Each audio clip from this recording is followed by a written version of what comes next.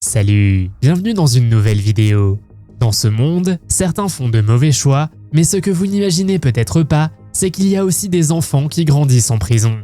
Ces enfants, nés et élevés derrière les barreaux, vivent dans un environnement inconnu pour beaucoup. Dans cette vidéo, nous vous présentons 20 enfants qui ont grandi en prison. Vous êtes nouveau sur la chaîne? N'hésitez pas à vous abonner, à cliquer sur la cloche pour activer les notifications et à laisser un pouce vers le haut pour nous soutenir. Numéro 20. Roxana Sikorski a été adoptée enfant en Pologne par Lauren et Jeff Sikorski et a grandi dans un foyer aimant à Plymouth Township dans le Michigan. Cependant, à l'adolescence, elle a commencé à présenter des problèmes de comportement, en partie attribués à un passé difficile. En octobre 2014, à l'âge de 15 ans, elle a été impliquée dans un incident troublant au cours duquel elle et son petit ami de 23 ans, Michael Rivera, ont élaboré un plan contre sa famille adoptive. Michael, qui se trouvait à l'extérieur de la maison, a envoyé des instructions par SMS, tandis que Roxana était à l'intérieur. Lors de cet incident, son jeune frère a été blessé et elle a également tenté d'agresser sa sœur. Leurs actes étaient motivés par le désir de Michael et Roxana de rester ensemble. La police est intervenue rapidement et tous deux ont été arrêtés et inculpés. Lors du procès, Roxana a exprimé ses regrets en larmes et ses parents adoptifs ont continué à la soutenir, allant même jusqu'à lui trouver une assistance juridique. Elle a finalement plaidé coupable et a été condamnée à une peine pouvant aller jusqu'à 20 ans de prison. Numéro 19. Le 3 novembre 1998, Maddie, 8 ans, a mystérieusement disparu de son domicile à Jacksonville, en Floride. Une semaine plus tard, elle a été retrouvée dans la chambre de son voisin de 14 ans, Josh Phillips. Lors de l'enquête policière, Josh a d'abord prétendu qu'il s'agissait d'un accident lors d'un match de baseball. Cependant, il est rapidement devenu évident que ce n'était pas tout. Pendant les recherches, Josh a dormi une semaine entière dans sa chambre, tandis que sa famille participait aux recherches. Le 10 novembre, sa mère, Melissa Phillips, a remarqué une fuite dans le lit à eau de son fils. En vérifiant le matelas, elle a fait une découverte choquante et a immédiatement alerté la police. Le procès a commencé le 6 juillet 1999 et a duré 2 jours. Le jury n'a mis que 2 heures pour rendre une décision unanime et le 26 août, Josh a été condamné à la prison à vie. Numéro 18. Robert Allen Coombs est devenu tristement célèbre pour un événement tragique survenu en 1895. À l'âge de 13 ans, il tua sa mère. Cet événement, connu sous le nom de Plaistow Horror, attira l'attention des médias à l'époque. Pendant l'absence de leur père, Robert et son jeune frère Nathaniel continuèrent leur vie paisiblement, utilisant l'argent du ménage pour des sorties sans que personne ne remarque ce qui se passait à la maison. Robert naquit le 6 janvier 1882 à Mile End, à Londres, et fut connu dès son plus jeune âge pour son intelligence mais aussi son indiscipline. Après son arrestation, il assuma la responsabilité du crime, mais tenta d'impliquer son frère. Jugé et emprisonné à la prison de Holloway, il fut finalement gracié. Il s'installa ensuite en Australie et, à la surprise générale, s'engagea comme soldat pendant la Première Guerre mondiale. Numéro 17. Joe Ligon est connu comme le mineur ayant purgé la plus longue peine aux États-Unis. Il a passé près de 70 ans derrière les barreaux avant d'être libéré en 2021 à l'âge de 83 ans. Son affaire a débuté en 1953 lorsqu'à l'âge de 16 ans, il a été impliqué dans une série d'incidents violents dans plusieurs rues de Philadelphie. Avec 4 autres adolescents, il a semé le chaos, blessant plusieurs personnes. Joe a été condamné à la prison à vie avec 3 autres personnes pour son rôle dans les blessures infligées à plusieurs personnes. Ces dernières années, son cas a bénéficié d'un regain d'attention grâce à l'évolution des lois sur les peines pour mineurs. En 2016, la Cour suprême a statué que les mineurs condamnés à la prison à vie méritaient une réévaluation. Joe a refusé la libération conditionnelle et s'est battu pour sa pleine liberté.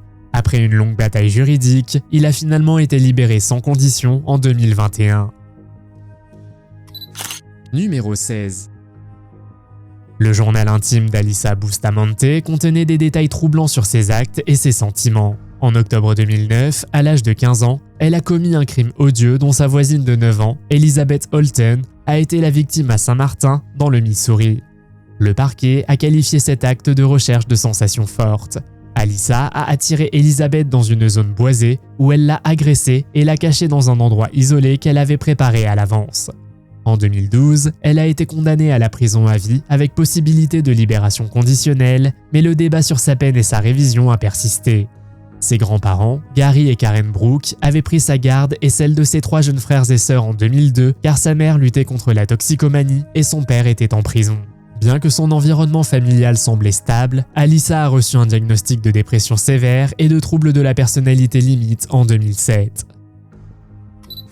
Numéro 15. À l'âge de 13 ans, le 2 août 1993, Eric Smith a été tenu responsable d'un événement tragique au cours duquel Derek Roby, âgé de 4 ans, a été tué dans le comté de Steuben, dans l'État de New York. En 1994, il a été jugé comme un adulte et condamné à une peine allant de 9 ans à la réclusion à perpétuité, la peine maximale pour un mineur à l'époque. Son cas a suscité beaucoup d'intérêt car il était l'un des plus jeunes de l'État de New York à être jugé de cette manière. Lors de son procès, il a subi des examens médicaux pour trouver des explications possibles à son comportement, mais aucune cause claire n'a été trouvée. Un psychiatre lui a diagnostiqué un trouble explosif intermittent qui peut entraîner des accès de colère soudains. Après 28 ans d'emprisonnement, il a obtenu une libération conditionnelle en février 2022. Depuis, il affirme avoir changé et exprime des remords pour ses actes. Le croyez-vous ? Numéro 14. Graham Frederick Young, plus connu sous le nom de l'empoisonneur de tasses de thé, était un criminel anglais dont la fascination pour les substances toxiques a débuté dès son plus jeune âge. Né le 7 septembre 1947 à Neasden, à Londres, il développa très tôt une obsession pour la chimie.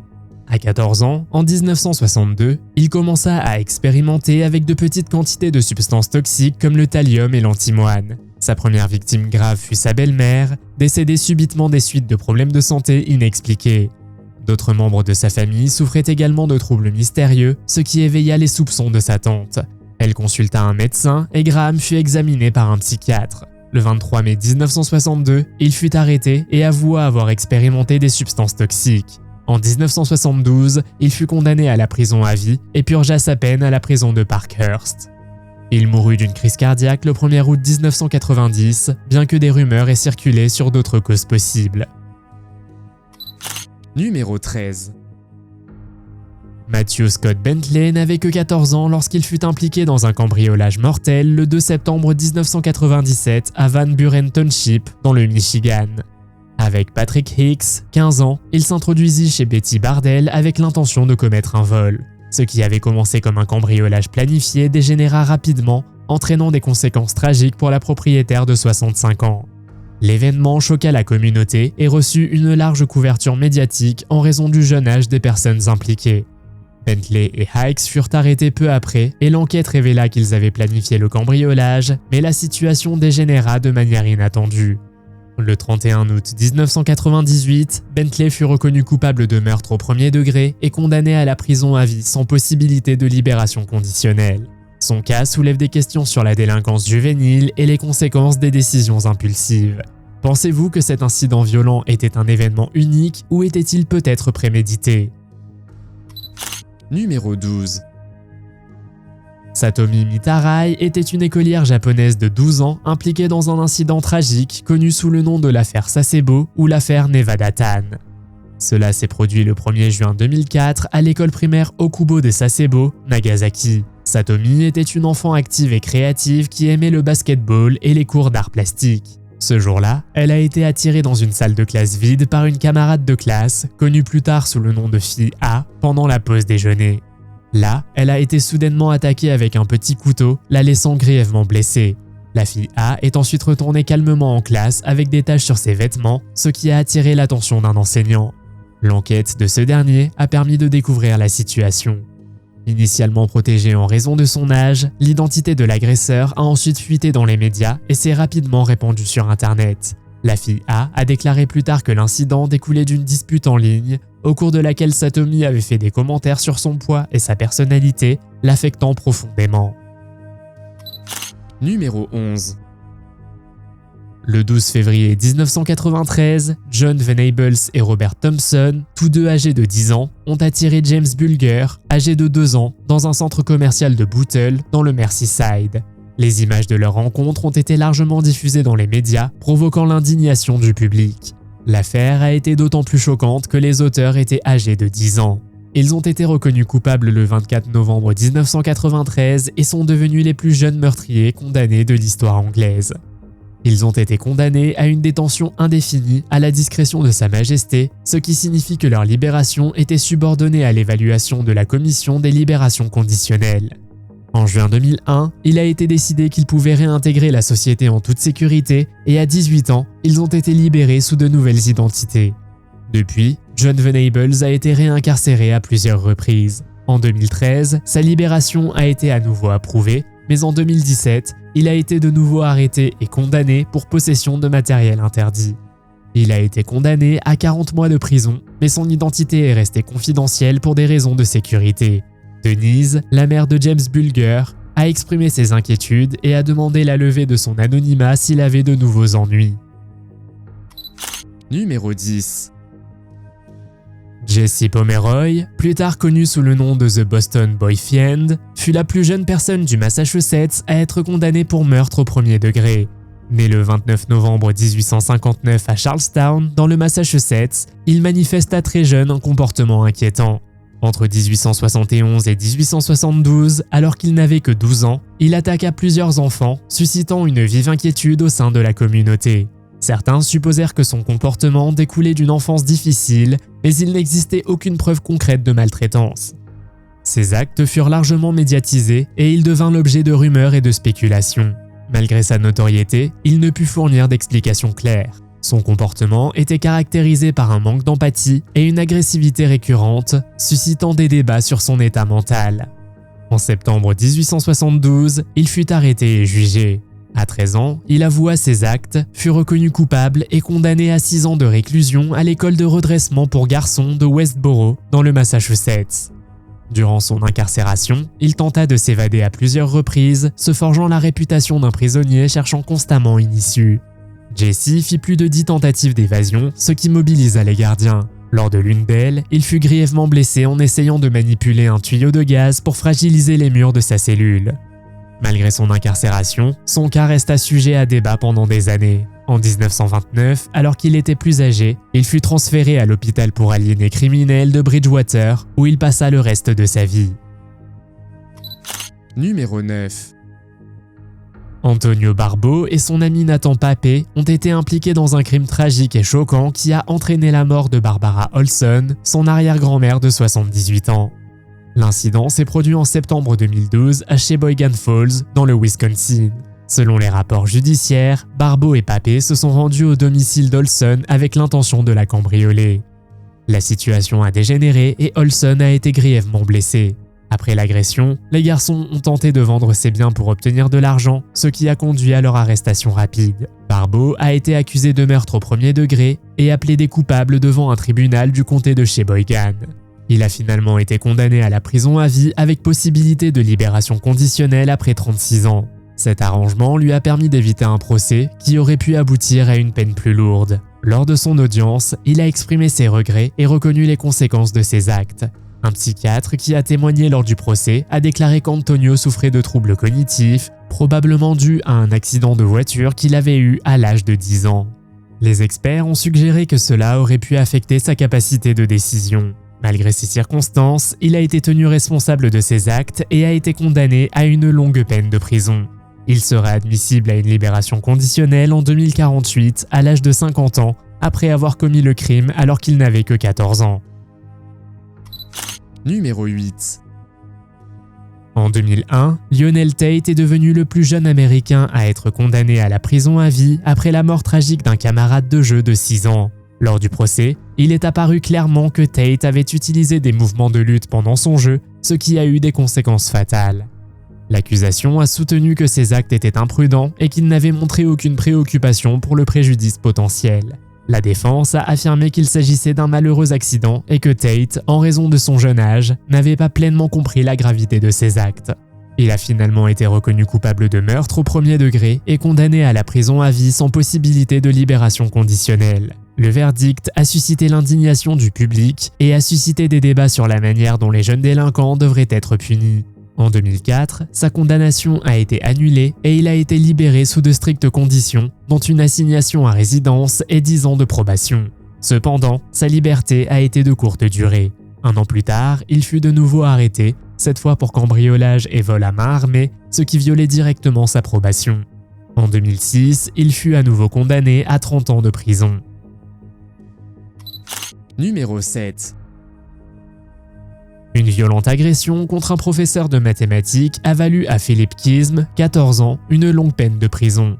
Philip s'est fait connaître pour un crime choquant commis en 2013 dans son lycée du Massachusetts. Le 22 octobre de la même année, il a suivi son enseignante, Colleen Ritzer, dans les toilettes de l'école où il l'a agressée.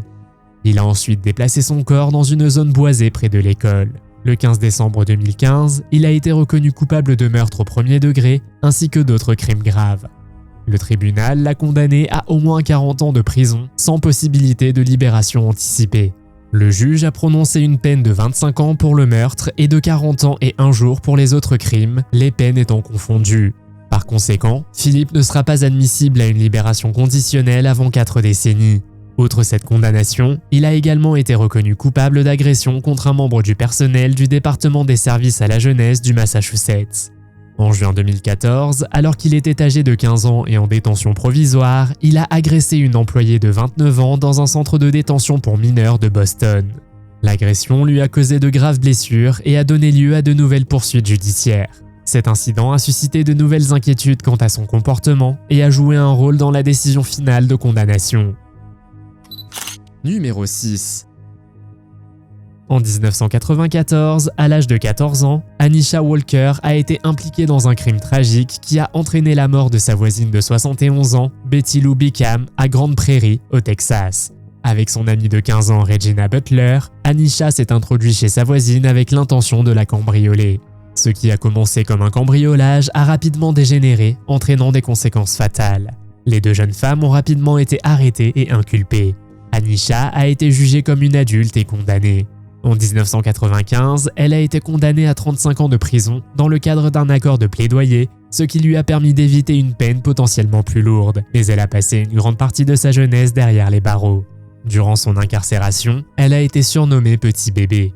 Après avoir purgé plus de 20 ans de sa peine, elle a été libérée en février 2017. Sa libération est intervenue dans un contexte d'évolution de la législation concernant les mineurs délinquants, avec une reconnaissance croissante de leur potentiel de changement et de réinsertion. Numéro 5. Le 22 juillet 2015, la famille Beaver a été victime d'une attaque choquante à son domicile. Les auteurs étaient Robert Beaver, alors âgé de 18 ans, et son jeune frère Michael, âgé de 16 ans. Ils ont perpétré une attaque soigneusement planifiée contre leurs parents, David et April Beaver, ainsi que 3 de leurs frères et sœurs. Le drame a éclaté lorsqu'un membre de la famille, âgé de 13 ans, ayant survécu à l'attaque, a appelé les secours et imploré l'aide. À l'arrivée de la police, les policiers ont découvert une scène dévastatrice. Robert et Michael ont rapidement été arrêtés et inculpés de multiples meurtres au premier degré. L'enquête a révélé que les frères, inspirés par des crimes notoires, avaient développé une obsession pour la violence et l'infamie. Ils avaient minutieusement planifié l'attaque, recueillant des informations sur des incidents similaires et élaborant une stratégie pour éliminer les membres de leur famille un par un.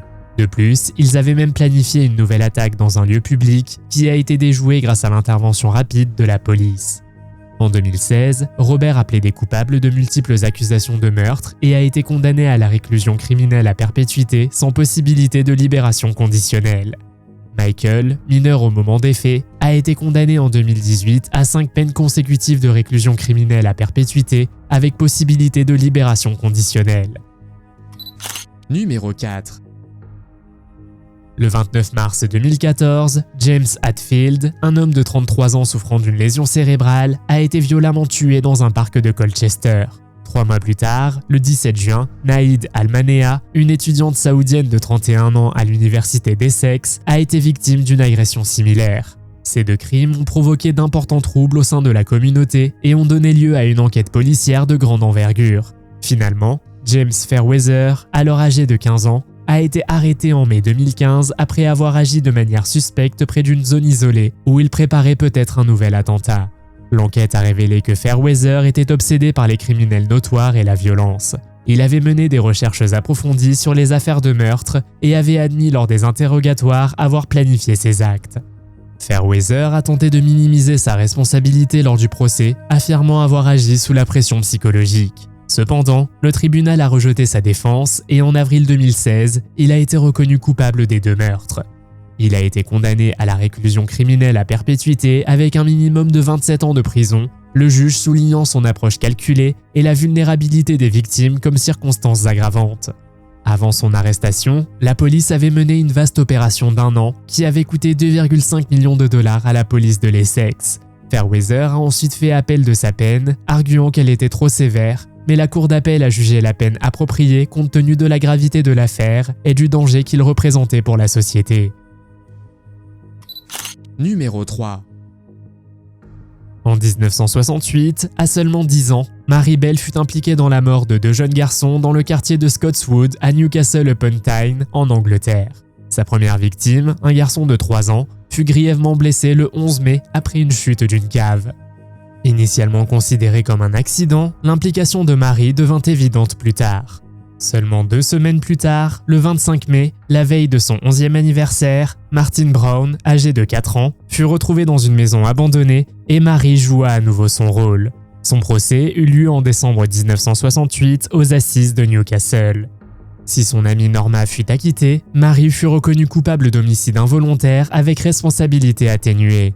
Les psychiatres la décrivirent comme présentant les symptômes classiques de la psychopathie.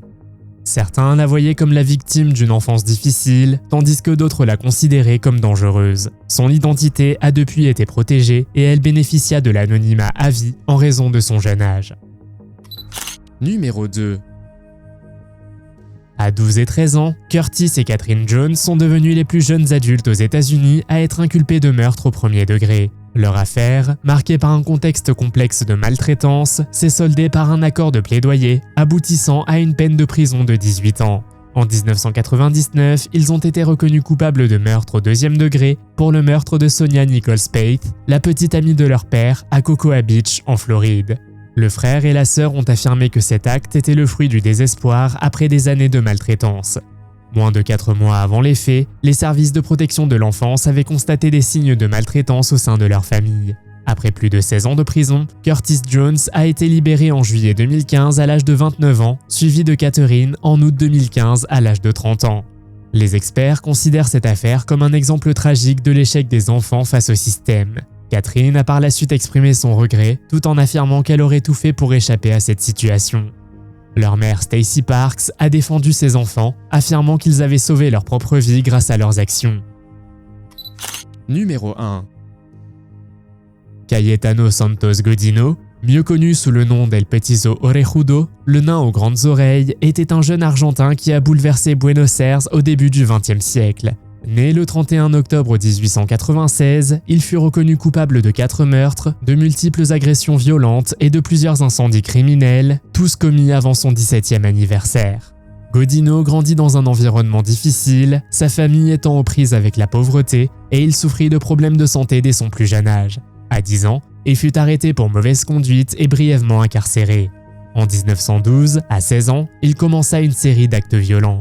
Il mit le feu à un entrepôt de la rue Corrientes par pure fascination pour les pompiers. Peu de temps après, il fut arrêté. Le 26 janvier 1912, le corps d'Arturo Lorona, 13 ans, fut retrouvé dans une maison abandonnée et à la fin de l'année, Godinho fut de nouveau arrêté pour agression sur un autre enfant. Il a finalement été lié à de multiples crimes et a gagné le surnom d'El Petizo Orejudo en raison de son apparence particulière. Ces actes ont choqué la communauté, ce qui lui a valu une peine de prison à vie. Il a passé le reste de sa vie en prison et dans des établissements psychiatriques où il est resté sous surveillance stricte jusqu'à sa mort. Lequel de ces cas avez-vous trouvé le plus effrayant? Faites-le moi savoir dans les commentaires. Si vous avez aimé cette vidéo, mettez un pouce en l'air. Si vous voulez voir d'autres vidéos que nous avons réalisées, cliquez sur l'une d'entre elles à l'écran ou jetez un coup d'œil à la chaîne. Merci d'avoir regardé et à la prochaine.